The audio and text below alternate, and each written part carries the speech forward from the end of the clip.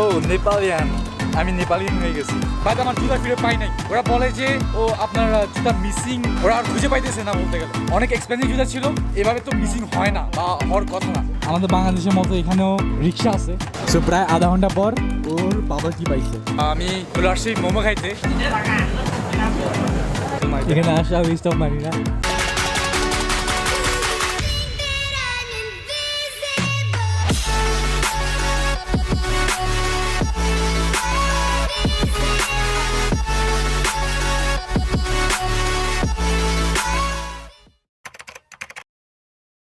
আসসালামু আলাইকুম guys, welcome back to another blog. এখন আমরা আমাদের হোটেলের থেকে বাইরে হয়েছি, এখনো কাঠমান্ডুতে আছি। আর একটা মজার কাহিনী ঘটে গেছে আমার সাথে। সেটা হচ্ছে কালকে আমি আমার জামা কাপড় ধুয়ে দিয়েছি লন্ড্রিতে, আর আজকে আমার সব জামা কাপড় ব্যাক করছে ওরা।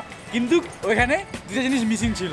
একটা হচ্ছে আমার কান টুপি, আর আরেকটা হচ্ছে আমার জুতা, যেটা কিনা অনেক এক্সপেন্সিভ ছিল।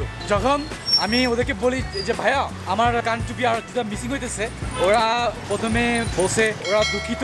তারপরে ওরা আমাকে নিয়ে গেছে ওই লন্ড্রি শপে যেখানে ধোয়া হয়। সো ওখানে গেছি আর আমার কান টুপিটা পাইছি, ফিরে পাইছি। বাট আমার জুতা ফিরে পাই নাই। ওরা বলে যে ও আপনার জুতা মিসিং, ওরা আর খুঁজে পাইতেছে না বলতে গেলে। সো আই এম কোয়াইট শক। আর আমি বিশেষ করতেছি না ওদেরকে, কারণ অনেক এক্সপেন্সিভ জুতা ছিল, এভাবে তো মিসিং হয় না বা হওয়ার কথা না। হইতে পারে ওরা সরাই ফেলছে আমার জুতাটা। এখন কি করা আছে, আমি অনেক মানে স্যাড বলতে গেলে। পরে বলছি ঠিক আছে, নো প্রবলেম, কিছু করার নাই, যেহেতু মিসিং হয়ে গেছে। সো এখন আছি আমরা মেইন সেন্টারে, কাঠমান্ডুর মেইন সেন্টারে। এখন আমরা ব্রেকফাস্ট করে যাব, দেখি কি খাওয়ার আছে।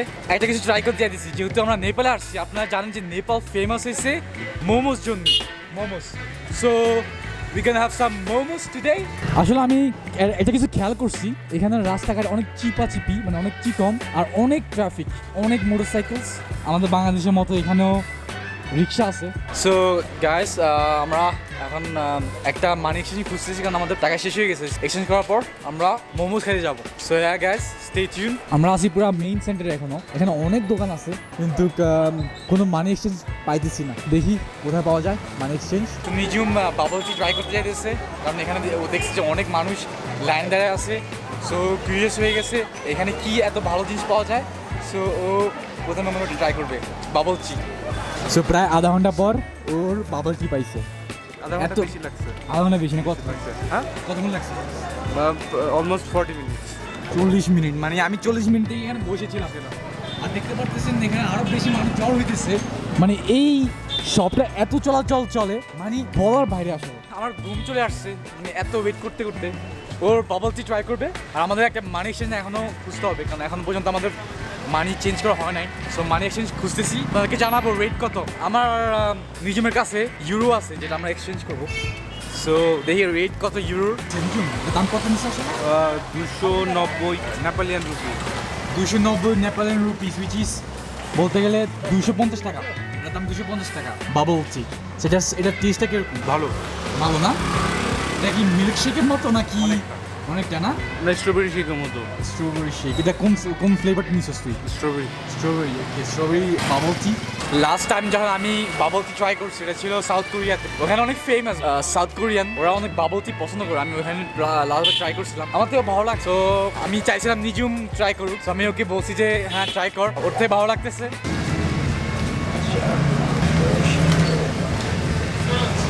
থার্টিন না? সো গাইস, আমরা এখন মানি এক্সচেঞ্জ করতে আসছি। এক ইউরো হয়েছে নেপালি 132 টাকা বলতে গেলে। সো আমি 250 ইউরো এক্সচেঞ্জ করছি, যেটা কিনা 33,000 নেপালি রুপিস হয়। আমি মনে করি কম পাইছি, কারণ আমাদের বাংলাদেশে সামথিং 100 টাকা, আর যেটা কিনা কনভার্ট করলে নেপালিতে মানে কম পাইছি বলতে গেলে। সো আমাদের টাকা এক্সচেঞ্জ করা হয়ে গেছে। এখন আমরা যাইতেছি মোমোস ট্রাই করতে, যেটা কিনা নেপালের অনেক ফেমাস একটা। দেখতেছি কোথায় মোমোস পাওয়া যায়। নেপালি ছুটি হবে, নেপালি ছুটি হবে না?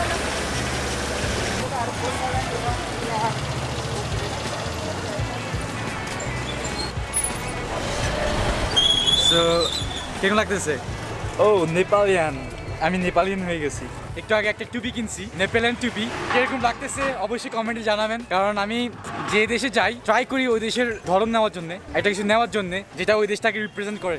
সো ইয়া নেপালিয়ান টুপি পরছি, কিরকম লাগতেছে অবশ্যই কমেন্টে জানাবেন। সো গাইস আমি চলে আসছি মোমো খাইতে, আর আমি আসছি ডিলিশিয়াস মোমো পাসা এই জায়গাতে।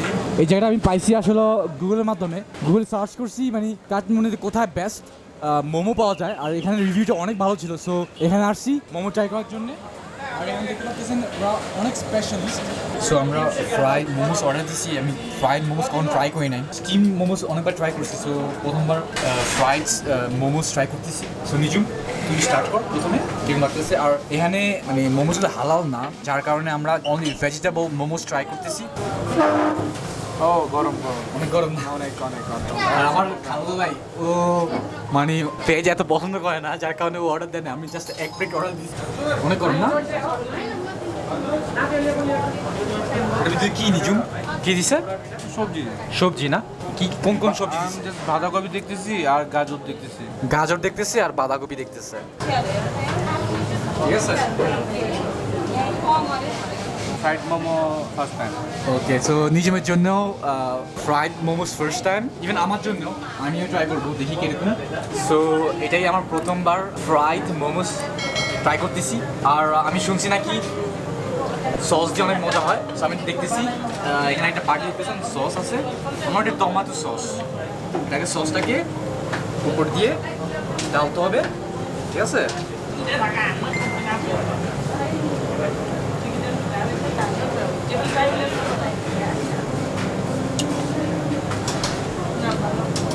দেখতে পাচ্ছেন এটা ভিতরে পুরা সবজি, পেঁয়াজ আছে, বাঁধাকপি, গাজর। আমাদের লাগতেছে এটা সবজি পিঠার মতো, মানে আপনি বাসায় বসেও আপনি বানাতে পারবেন ফ্রাইড মোমোস। মনে হচ্ছে পুরো একটা পিঠা, সবজি পিঠা খাইতেছি, আর উপরে টমেটো সস দিই। খারাপ না, যেহেতু আমি নিজের মতোই একটু বেশি গোস্ত বা মিট পছন্দ করি। আমাদের মোমো খাওয়া শেষ হয়ে গেছে। এখন আমরা যাইতেছি ভাক্তাপুর দরবার স্কোয়ার, যেটা কিনা 16 কিলোমিটার কাঠমান্ডু শহর থেকে। আমরা ওখানে অনেক এনশিয়েন্ট জায়গাতে যাবো, শুনছি নাকি ওটাও একটা টুরিস্টিক জায়গা, অনেক ভালো রিভিউজ দেখছি। সো ওখানে যাইতেছি। নিজমের মোমোস এত পছন্দ হয় নাই, ও খায় নাই বলতে গেলে, আমি বলতে গেলে সব খাইছি। আমি ওকে বলছি ডোন্ট ওয়ারি, আমরা পরে হালাল মোমোস খাবো, যেখানে আমরা চিকেন বিফ অর্ডার দিতে পারবো। সো ইয়া, আর আজকে সন্ধ্যা 7টা বাজে আমাদের পোখরার উদ্দেশ্যে বাস অলরেডি টিকিট কিনা হয়ে গেছে। আর পার টিকিট পড়ছে আমাদের, পার পার্সন পড়ছে 1000 নেপালি রুপিস, আর দুজনের জন্য 2000 টাকা। 6টা বাজে আমাদের হোটেলে ব্যাক করতে হবে, আর 7টা বাজে আমাদের বাস।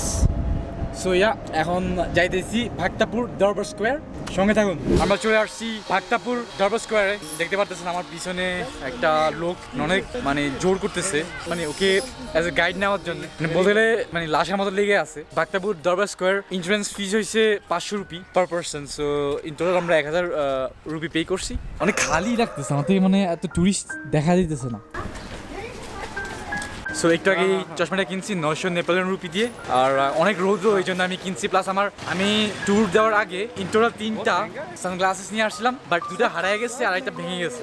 সো আপনারা দেখতে পারতেছেন এই বিল্ডিংয়ে এখনো কাজ চলতেছে। 2015 সালে ভূমিকম্প হয়েছিল, ওই সময় যেভাবে বিল্ডিংয়ের ডিস্ট্রাকশন হয়েছে, ওই যে কাজটা এখনো চলতেছে, রিনোভেশনের কাজ।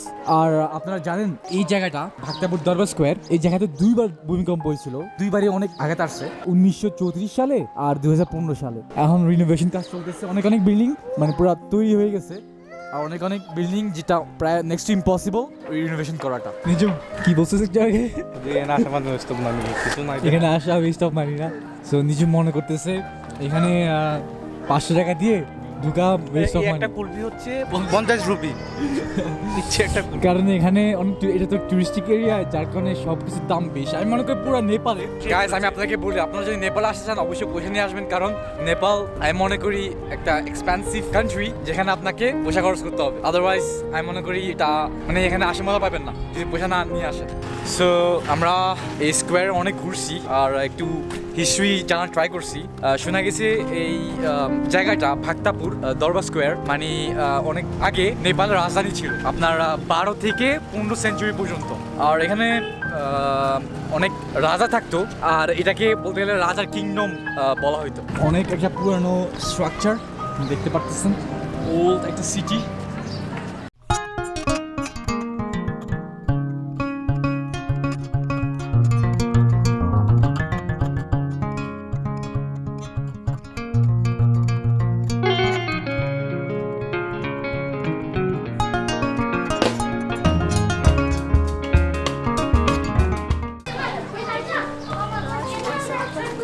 গাইস আমার কাছে একটা টেকনিক আছে কিভাবে আপনারা পয়সা বাঁচাবেন ইন নেপাল।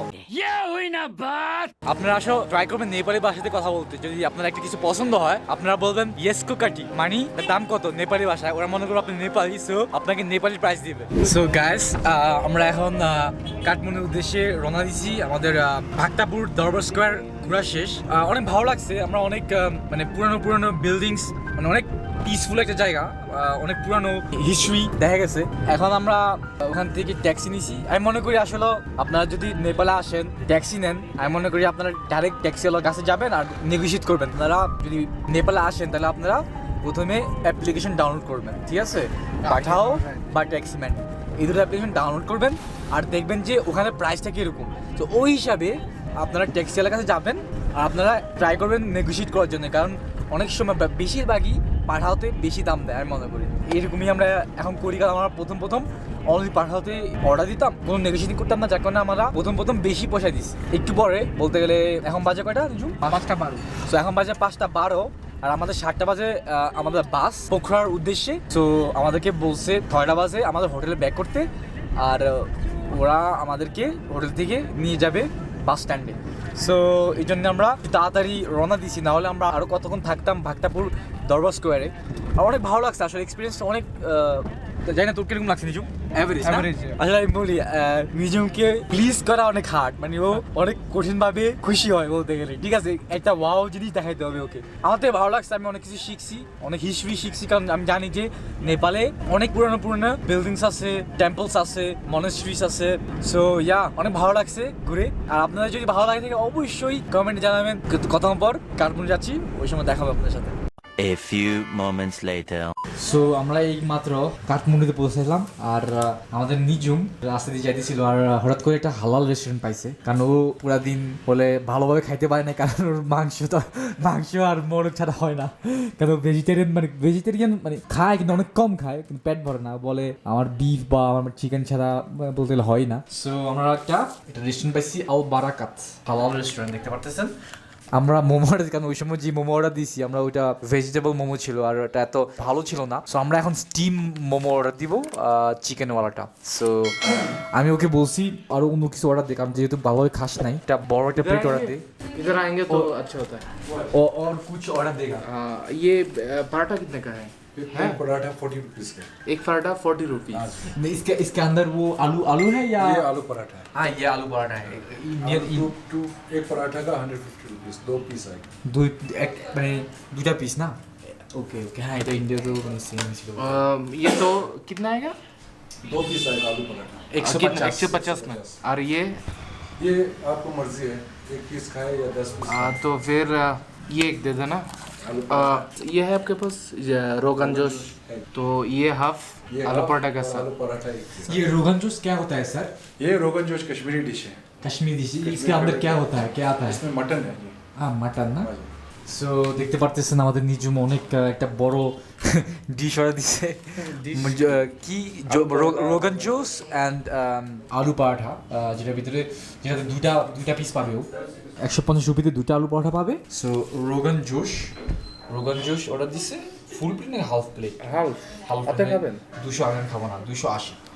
সো আমি নিজের সাথে অনলি মোমো খাবো, চিকেন মোমো শেষ। আমরা মোমো অর্ডার দিছি, চিকেন মোমো হালাল, যেটা কিনা আমরা অনেক খুঁজতেছিলাম এখানে, আমাদের হোটেল পাশেই আসলে ছিল, আমরা জানতাম না। আজকে দুপুরে আমরা যে রেস্টুরেন্টে মোমো খেতে গেছিলাম ওটার রিভিউ অনেক ভালো ছিল, কিন্তু ওটা হালাল ছিল না, যার কারণে আমরা অনলি ভেজ মোমো অর্ডার দিছি। এত ভালো লাগে না আসলে, টু বি অনেস্ট। আর এখানের হালাল মোমোটা অনেক মজা, আমি ট্রাই করছি।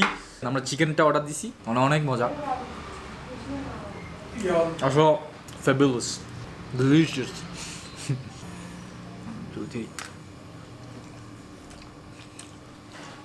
আসলে অনেক ভালো।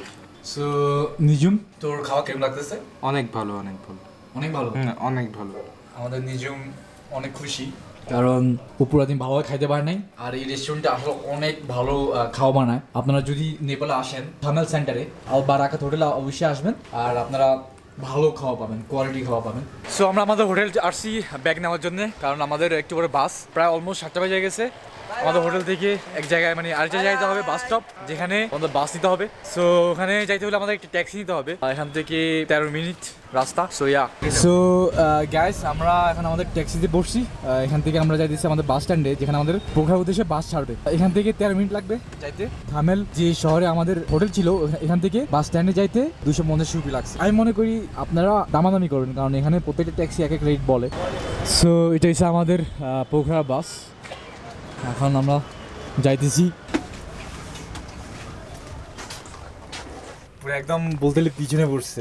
নর্মালি আমাদের সিট ছিল 7 আর 8, লাস্টে আমাদের সিট চেঞ্জ করে দিয়েছে। খাওয়ারও স্পেস আছে বাসে। কোথায় হ্যাঁ চাপা মারছে আসলে। সো গাইস আমাদের বাস একটু পরে ছাড়বে, আর আপনার সাথে দেখা হবে যখন আমাদের ব্রেক হবে, আর আপনাদের সাথে শেয়ার করবো আমাদের এক্সপিরিয়েন্সটা কিরকম হয়েছে বাসেরটা, কারণ আমাদের নিজুম খুশি হয় নাই। এটা নাকি নেপালে বেস্ট বাস, আমার বিশ্বাসই হয় না। আসলে কি হয়েছে, আমাদেরকে প্রথমে যখন আমাদেরকে বাস টিকিট দিতেছিল, যখন আমরা কিনতেছিলাম, ওরা আমাদেরকে বলছে বাস মানে সবচেয়ে বেস্ট বাস, অনেক সুন্দর, অনেক আরাম বাজে, ঘুমায় যাবা। যখন আমরা বাসে উঠিয়ে দিয়েছি এরকম সিট, মানে আমাদের বিশ্বাসই হতেছিলাম না যে এটাই সবচেয়ে ভিআইপি বাস। বাংলাদেশের বাস এতে অনেক অনেক বেটার। বাংলাদেশের এসি বাসগুলা ওরা দেখেই নাই। আমরা একটু পরে রওনা দিব, আমাদের ড্রাইভার অলরেডি সিটে বসে গেছে। আমরা যাইতেছি পোখরার উদ্দেশ্যে।